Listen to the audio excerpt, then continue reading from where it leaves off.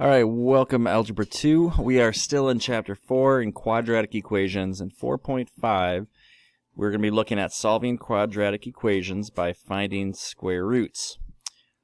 So remember in 4.3 and 4.4, we solved quadratic equations by factoring, and today we'll be doing that by square roots. So the first thing I want you to do is just a little warm-up. You can pause the video, try these two problems out before we begin.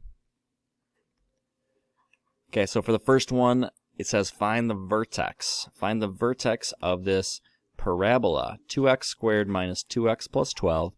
If we're going to find the vertex of something that is in standard form, we're first going to go and find negative b over 2a. Negative b over 2a is going to be positive 2 over 2 times a, which is 2. So x is going to be 2 over 4, which is 1/2. So the vertex is going to be 1/2 for the x, comma, and then we have to find the y value.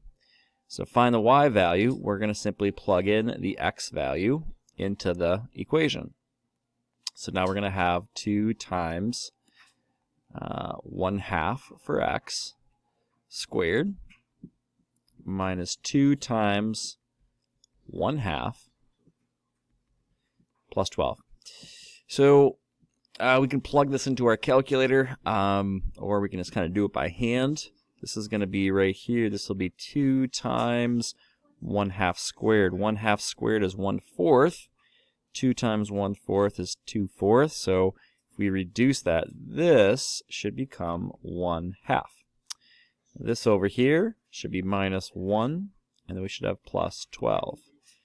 So 1/2 minus 1 plus 12, that should equal 10.5. So the final vertex should be 1/2, comma, 10.5 or 10.5 there. There's my vertex for number 1. Number 2, we have to solve this by factoring it. So the first thing we want to do here is, since all the terms in this trinomial can be divided by 3, we can take out or divide out a 3. And since it's an equation, we can divide on the other side as well. So when we divide 3, this will reduce to just x squared minus 8x plus 16 equals 0.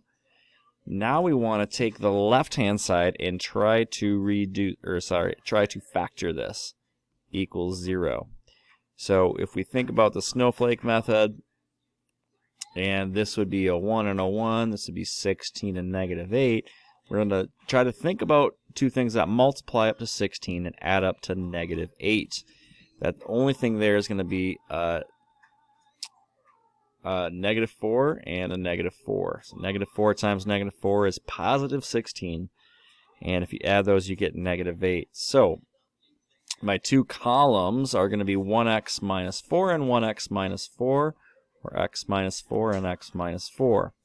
So now we can use the zero product property and set these equal to 0, which means that x equals 4 on this left one, and the one on the right, x is going to be the same exact thing. X equals 4 for that one. So a couple terms to write down here. If r squared is equal to s, the r is the square root of s. So we can put the square root of s. A positive number always has 2 square roots. So, for example, if you just think about something here, if I just say 5 and I square it, I know that 5 squared is equal to 25. That just means that 5 is a square root of 25, right? Now, this is also plus or minus, right? Because I could also say that negative 5 squared is also equal to 25. So when it says here a positive number has 2 square roots, that's what it means. It means that if I have the square root of 25, I'm asking myself the question, what squared is 25? And technically that is plus or minus 5.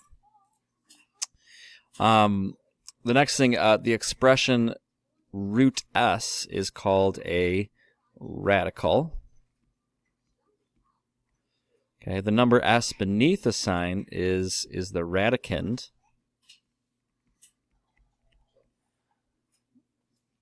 And things that we may or may not get into, we should know though, the expressions a plus root b and a minus root b, these are called complex. Oh, these aren't complex actually. These are just called conjugates. Conjugates of each other. And their product is always a rational number. So those are the terms that we should be familiar with. Another thing that we want to write down before we get into some examples here is just properties of square roots. So assuming that we have two numbers, a and b here, that are positive numbers, there's two main ones two properties that we use quite frequently, and that's the product and quotient property. And all that, let me show you what that means.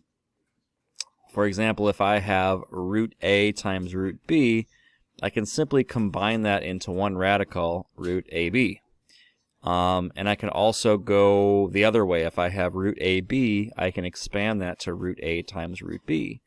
And we use this quite a bit when we're trying to simplify radical expressions. So, product property. Now, the quotient property says something like, if I have square root of a divided by the square root of b, that's equal to root a over b. Again, I can go back and forth from left to right or right to left. Either way I want to rewrite this expression, that is the quotient property. We're going to use these properties to rewrite these expressions and radical expressions that are going to be in the first few examples.